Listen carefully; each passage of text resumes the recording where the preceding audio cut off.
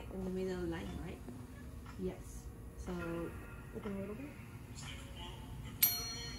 Yeah. And this is the middle of the bottom. But on the bottom, we have two what we call premolars. There's only one up top. We're on this side, one on top, and two premolars on the bottom. So there's more teeth on the bottom. Kapag pupunta kayo dito sa Canada guys, kung yung may braces kayo, advice nyo sa kanila, patapos nyo na.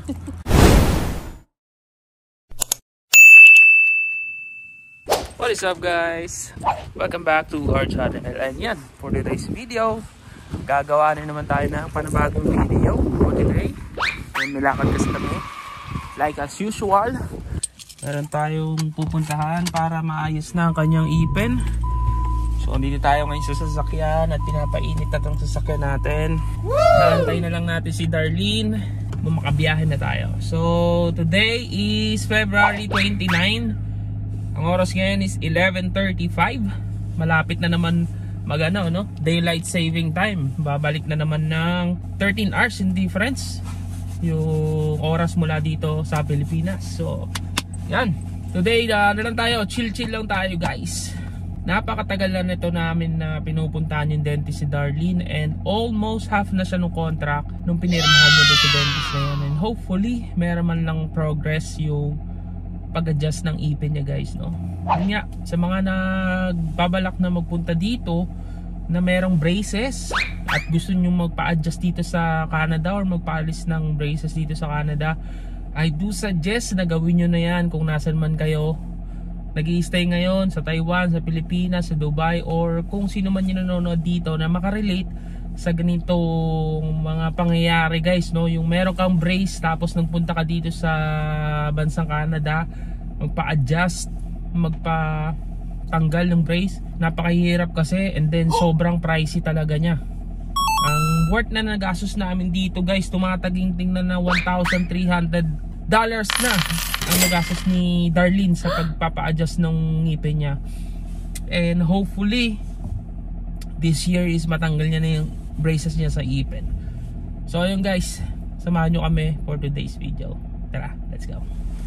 A few moments later. So ayan guys, dito tayo. Tara na at pumasok sa loob. Sila Darlene, lalakad kami. Pasok tayo sa loob. Let's go.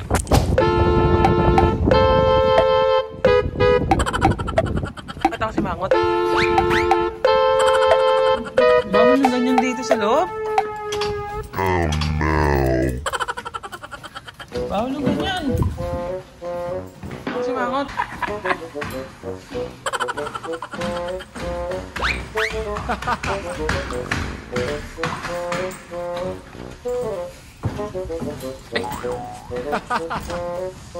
Bad to ah.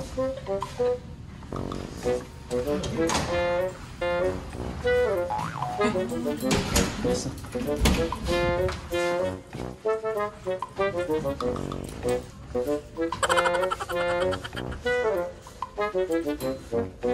1 minute 37 seconds later.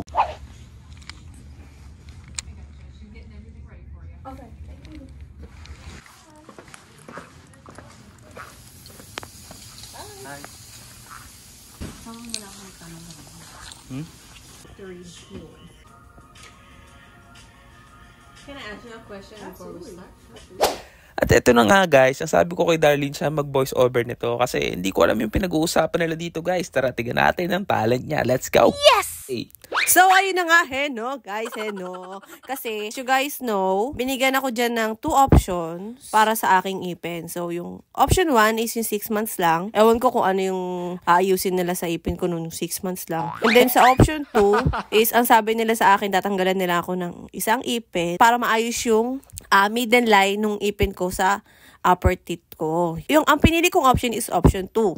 But, so nag-start kami dyan ng April. So, May, nag-start na akong mag-adjust. As of now, February na, right? So, ilang months na yung nakalipas. Yung ipin ko, hindi pa rin gumigit na. And then, yung tinanggal sa akin na ipin, yung space na yun is, konti lang nung space. Kaya ako, nag-worried ako. Kaya tinanong ko na siya. Tinanong ko na sila kung mauusad pa ba yung ipin ko. Kasi, wala nang space. This is the middle of the top. And this is the middle of the bottom. But on the bottom, we have two what we call premolars. There's only one up top. We're on this side, one on top, and two premolars on the bottom. So there's more teeth on the bottom than there is on the top. So that's when he says to remove a tooth, it would just be one their side on the bottom to make it more equal from the top to the bottom. Does that make sense, sort of? One eternity later.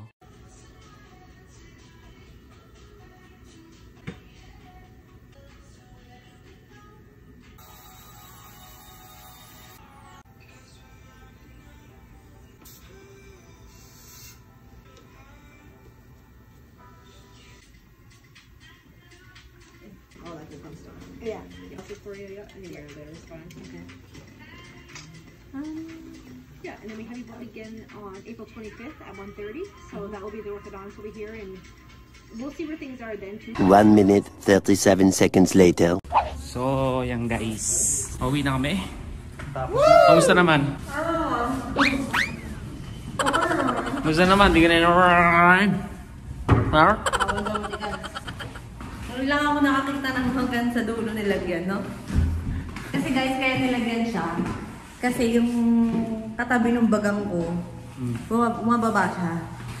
So, yung guys, tapos na siya magpa-adjust ngayong araw na to. And hopefully, sa mga next na visit namin is mas maging okay na yung kanyang A-pen. Ayun nga, gaya ng sinabi ko sa inyo guys, kapag pupunta kayo dito sa Canada guys, kung yung may braces kayo, advice nyo sa kanila, patapos nyo na. Patanggalin nyo na dyan sa sa kung nasan man kayong lugar. Kasi alam nyo kung magkano ginastos niya. Nakakamagkano ko na? 1.8 yata yun? 1.8. Ang total is nasa 2.3 nakita ko eh. 3.4 yun? 3.4 oh.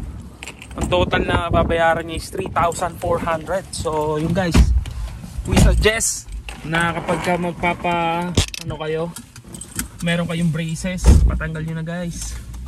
Mahal talaga dito sa Canada pagka mga ganyan. Tignan nyo yung ngipin niya guys oh. Pakita mo yung ngipin mo. Nilagyan ng ano? Hanggang dulo. Hindi makikita kasi dulo-dulo siya. So, yung ngipin niya ngayon, silver yung pinalagay niya. Yung guys, alam nakakapagbigay ito ng idea sa mga may mga brace ng ngipin guys. Nakita nyo naman, ang mahal ng ginastos. Worth, nakaka 1,600 na kami na dollars dito. Kung sa Pilipinas, nasa almost 100k na yun, oh. Hindi naman. Hindi. 1.6 pala, no? Oo, 1.6, almost 100k, guys. So, dito ko na natatapusin yung video natin for today. I hope to see you soon, guys. And see you on more vlogs. And have a good one.